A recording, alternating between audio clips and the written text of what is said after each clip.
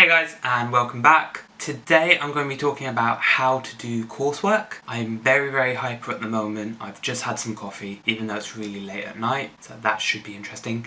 Anyways, let's get straight into it. This is mainly based for essay subjects, but it can also be used for other subjects as well.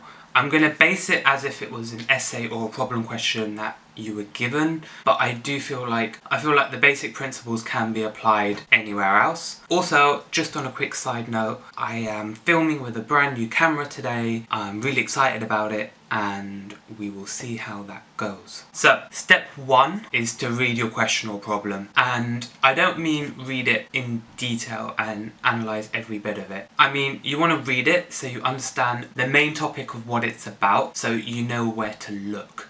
This is very important because if you read it, if you dissect it fully before you don't know anything about the topic, then that will be a bit of an issue because your mindset will be stuck in one section. Once you have the main topics, you can go on to step two. Step two is to go over the lectures that relate to this topic. So this is going over your lecture notes, or if your lectures are recorded, then you can go over that as well. This is just to give a refresher or learning about this topic. The thing about this is most pieces of coursework aren't based on just lecture material, and especially in my course, I do law by the way, they say that if you just use the lecture content, then you won't get a very high mark. So the reasons why I say you need to go over the lectures is just so you understand the key concepts, because the lectures are the first place that gives you hints and tips of where to look further in relation to this specific topic. Now once you've understood the key concepts, you now move on to step three. Step three should take no longer than 5 or 10 minutes. And it's make a plan on a post-it note or just a spare piece of paper. This plan has to be very rough, and it has to be a thing that you can change if you have to. I find this is very useful because you can focus your research and everything else afterwards based on this very rough plan. You've understood the question to a decent extent. You've gone through the topics, and now you need to make a plan that's very rough. So maybe it's just deciding what stance you're taking. So if it's an argument, or do you agree or disagree, maybe you can choose which one, whether you agree or if you disagree. Or maybe it's just a couple ideas that popped into your head whilst you were going through the lectures. It's really just whatever you want it to be. And as I said, I normally do mine on a post-it note. This is because it doesn't take up much space and I can't go into a lot of detail, so it's very open to change. I normally just write down what type of argument I'm taking or what type of topics I might look into further, and then I might put down what type of subtopics I'll look into further that might help with my essay and my points. And this rough plan isn't going to be your final plan, it's just going to direct your research, which is step number 4. Now research can mean anything.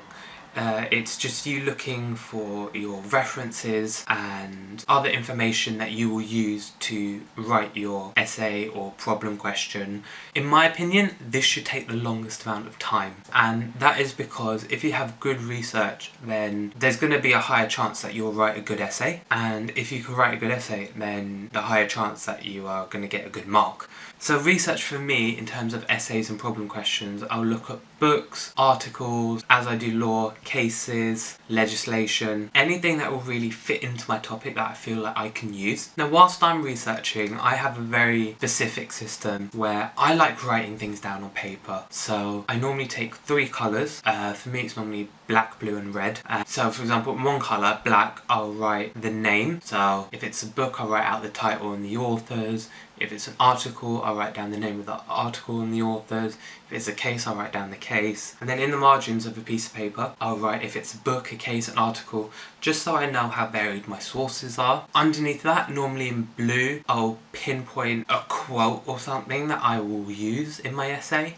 So at this point it will be like just a phrase or something, and then in red just a line underneath it. I'll say how I feel like this will be in my essay. This might be where it might go, or maybe just a couple of words so I remember a point that I could develop based on this source. With these sources, for example, if I roughly have about 30 references, I would have normally found about 40 sources, and then like I'll cut out the ones that are irrelevant for my actual essay. But no, the main thing I would say, and the biggest thing, should be research. Now let's go into step 5. Step 5 is when you actually come up with a more detailed plan. So this plan is your major points. Again, I like to do this in different colours. So my I'll divide it into my introduction and the points in there. I'll divide it into my main body and the points in there, and then finally my conclusion. And I'll leave loads of space. Normally it's going to be half a page between each point. So for example, if my main body has 4 major points, then each point will take up half a page, so that's 2 pages in total just for my main body. And then underneath it, I'll write out the name of the source. This is so I can refer back to my little sources list that I have, and I know which quotes to use when. This for me normally takes about an hour or 2 depending on how many sources you have. And I feel like this is really useful because as soon as you have a very detailed layout and very detailed research, you can go straight into writing your essay. And I found through trial and error that you can write your essay a lot quicker once you've got detailed research. And the less research you have, especially for me, the longer it will take me to write an essay, because I'm using a lot of filler words and I'm trying to make connections that I can't really see. That kind of showed in the quality of my essays. So when I was really reaching for a point and I had no evidence to back it up because my research wasn't great, it showed in my mark at the end of the day. So that moves on to step 6, which is actually write your first draft. So for me, this is just getting everything on paper. You're not too worried about word count at the moment. I would say for a best case scenario, don't go more than about 400 words above the limit. I know some places do a plus in 10%, but in my university they don't. It's very strict on the word count. So for example, if it's a 2,000 word essay, try and keep it below 2,300, 2,400. Again, this is your first draft, so don't worry about referencing or anything yet, because you will change this a lot. And that is actually step 7. So step 7 is revisions and references. Now, for me, I can normally go through my essay at least about 10 times, and that's because I'm going through it. Sometimes it will be very specific, so I'll go through it and I'll make sure all the cases are correct, and then I'll go through it again and make sure my grammar's correct, so I'll do that a couple of times. And then I'll go through it again and see if the actual words I've used are correct and whether there's a better word I can use.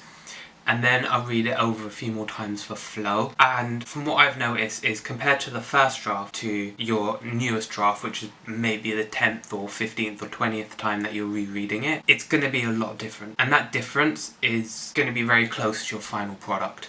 And once you feel like you've read it through enough times and you've made significant changes to it, especially with me, in my first draft I make a lot of mistakes, that's why I have to do so many revisions of the essay. So it'd be like my second draft, third draft. I generally don't really do more than about 3 major draft changes, but I would have gone over it about at least 20-30 times. The very last step, which is step number 8, is before you send it off or upload it, you need to just read it through one more time. So at this point is when you have your cover page, if you have one. You make sure everything's within the word count. The word count should be now perfect, and you shouldn't be over this word count, especially if it's very strict like it is with my uni. And so at this point, you're literally just reading it through one more time to see if there's any last mistakes you can see. You've gone through, you've checked your referencing, you've checked your essay, it all fits, it's the best essay you feel it is, and that's when you upload it. Ideally, if you have the time, I would say start it as early as possible, but I understand as uni students, sometimes we do leave our coursework to the last minute. So let me just give you a rough idea. Let's say you have 5 days before you have to do an essay and it's due in. What I would do personally is, if I had 5 days left, I would go through steps 1, 2 and 3, which were read the question roughly, go over the lectures and then make a rough plan. On days 2 and 3, I would just do research. As I said, research takes up the most time. Day 4, I would do my detailed plan and write my first draft. I would also go through my first draft and potentially add a push, maybe even try and do a second draft in that day. And then on day 5, which is the final day before you have to upload it, I would just change it up a little bit more until you really enjoy it and you really like your essay and you feel it's the best one. And then I will add in my referencing and I will send it off. And then I'll just read read it one more time just to see if there's anything else, and once I'm really happy with it, I'll send it off. So that was just a rough plan if anyone has left their coursework quite late on. And for me, as I said, research is the most important in terms of this. A good research tip that I found, especially for essays, is go to your library and just take out or look at every book they have on a specific topic. So for example, a certain module that you have, look at every single book, and because you can literally open the contents page and check if your topic about this module is in there, that's related to the question. If it comes up, it may be worth a quick skim read to see if you find any good quotes. And for journals and articles, it's always good to start with, again, the general topic. You can just type in the name of whatever topic it is, and you can look through a few of the articles that way. That's a good way to kind of build up your sources if you're kind of stuck for ideas. Anyways, I really hope this helps with your coursework. It is mainly for university, but it can be applied to A-levels, I feel. Anyways, if you like the video, then please like and subscribe, and I'll see you in the next one.